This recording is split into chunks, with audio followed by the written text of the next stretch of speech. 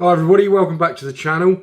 If you're a regular viewer and you've been following the last 30 plus episodes, you'll know we've been prepping an engine and getting it ready to install in our Astra twin top. And you know the engine has now been fitted. So this could very well be the video you've all been waiting for when we attempt to start it for the first time. So will it fire up and run sweet as a nut? Or will all my fears about its tatty external condition, water in the spark plug hole and the disintegrated clutch be justified? Let's find out.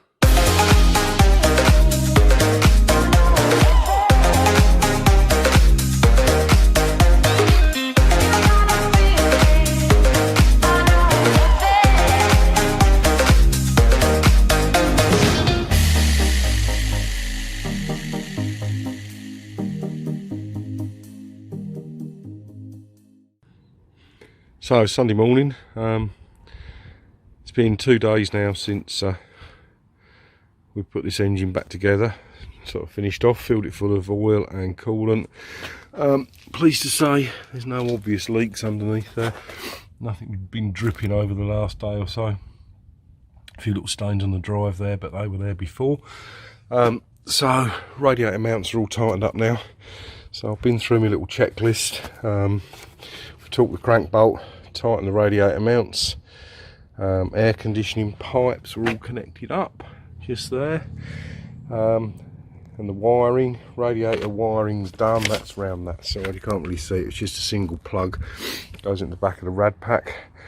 Drive shafts are in, as we spoke about before. Gearbox oil's topped up, engine oil and filter have been changed, cam cover and gasket have been done. Coil packs in, I've left that disconnected at the moment. So what the procedure is going to be this morning, before we actually try and start this, is I want to turn it over without it starting. So obviously you need to put the battery back in. I think that's the last job, battery in. Then I've left the coil pack disconnected, and then I suddenly thought I don't really want neat petrol going into the engine without it firing. So I thought about disconnecting the injector wires, but if you look down here, the injector wiring's right under here and all the connectors, so it's not an easy thing to get to. So what I'm going to do before I put the battery on and crank over the engine, I'm going to disconnect the fuel pump fuse, take the fuel pump fuse out, stop the fuel pump running, so we should be able to run this round, get the oil round, get it lubricated up. Hopefully we'll see the oil pressure light go out on the dash when we first wind it over, and then once we've done that, make sure we've got oil pressure, do that a couple of times. That should have got the engine nicely lubricated. We'll just give it a quick once over while we connect up the coil pack, put the relay back in, and then the moment of truth. So I'm just gonna grab a screwdriver. So fuse box is here, this is the engine fuse box, and it's easy enough to get out. We'll go around the other side and do it. So there's a couple of little slots in there, just pop a screwdriver in, and then might be better around this side actually. Pop a screwdriver in and then just pop that out. He says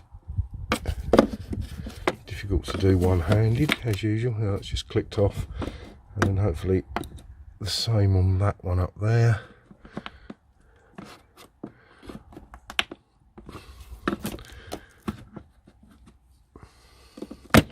There we are, that's popped off now. So now we'll just lift that off. Now I've already looked in the handbook, and it's fuse 24, which is a 15 amp fuse. So looking at this here, this one here is labelled up with 22, 23, 24, so that's 15 amp. You sometimes get, I'm probably missing out of here, a little pair of tweezers to pull those fuses. Don't know if I can do it, might need to get a pair of long nose pliers, but basically I'm going to pull that fuse out, and that will prevent the fuel pump from running hopefully, and we won't fill the engine up with neat fuel. There's also another reason for that. Obviously we don't want to flood the engine with neat fuel, but I'll just grab my list that's blown away in the wind. We don't want to fill the engine up with neat fuel and flood it, but also we don't want it washing the bores and washing the oil out, because if you remember, I did stick a little bit of oil down each plug hole, so that should be sitting on top of the pistons hopefully, and they'll get splashed around and lubricate the sidewalls as we start the as we turn the engine over for the first time. So I'm going to stick the battery on and take that fuse out. Fuse number 24, the 15 amp one there. Use the blue one, just there. Get that out and move on to the next step. Right, battery's back on now. Tightened all the bolts up here. The windows worked, which is a good sign. Nothing caught fire when I put the batteries on, which is an even better sign. Like I say, fuse for the fuel pump is out, so that shouldn't run. Shouldn't start because the ignition coil is disconnected here. Checked all the fluids. I'm going to give it its first dry turnover. So what I'm looking for in here is for the oil light to go out. So if we get in the car and we turn that on to there, we've got the oil light, which is that one up there, and hopefully that's going to go out. And I'm just going to turn the radio off, so I'm just going to take it out of gear because it was in gear from when we were tightening the... So it's out of gear.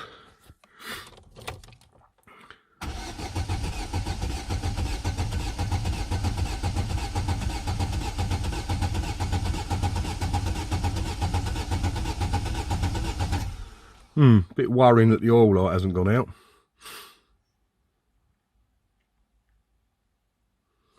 But it sounds quite healthy.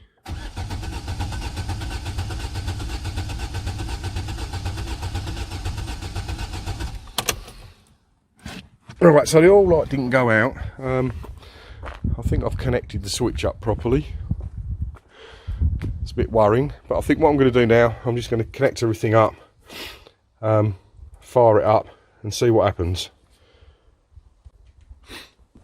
Right, keep calling it relay, fuse for the fuel pump's back in, ignition coil's connected. I think there's no reason why it shouldn't start. So a little bit of a concern why that oil light didn't go out. So what I'm going to do now is just turn the ignition on. We should be able to hear the fuel pump run. And when it stops, we'll go for a start. So let's give it a whirl.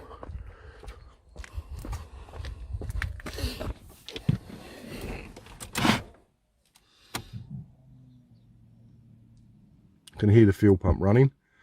It's now stopped.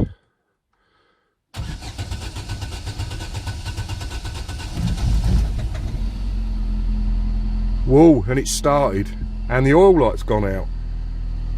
And it sounds really sweet.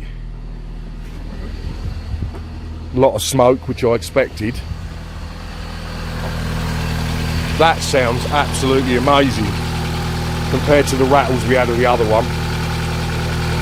I'm expecting it to be smoking quite a lot because we had, as you can see, glad my neighbours aren't out at the minute, it's quite early on a Sunday morning. Quite expected that smoke because obviously we put some oil down inside the cylinders before we started up, so it's going to smoke for a bit. In fact, it's going to smoke for quite a while by the looks of it, but that'll clear. It's nothing unexpected for a cold engine start. I'm going to get a lot of smoke from around the engine bay because we've got a lot of oil on the exhaust system and stuff that where we were doing the work, so that's all going to burn off. So I'm just going to let it run now for a little while, let it get up to temperature and see what happens.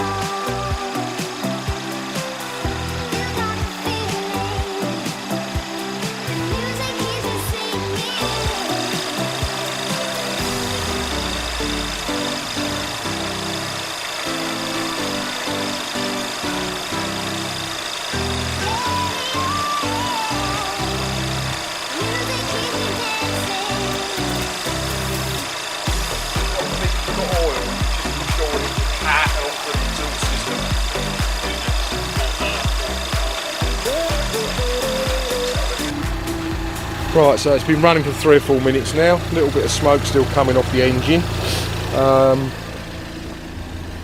Little bit still coming out of the exhaust, but I'm not too worried about that at the moment. It certainly died down a lot to what it was. It sounds really nice. I'm really pleased. All my doubts for that engine have faded. One thing I have just done, I've just taken the lid off the coolant bottle to let any air escape out of there as it gets pumped, as the water gets pumped round. As I say, we'll be changing that to proper coolers at some point. But yeah, so far so good.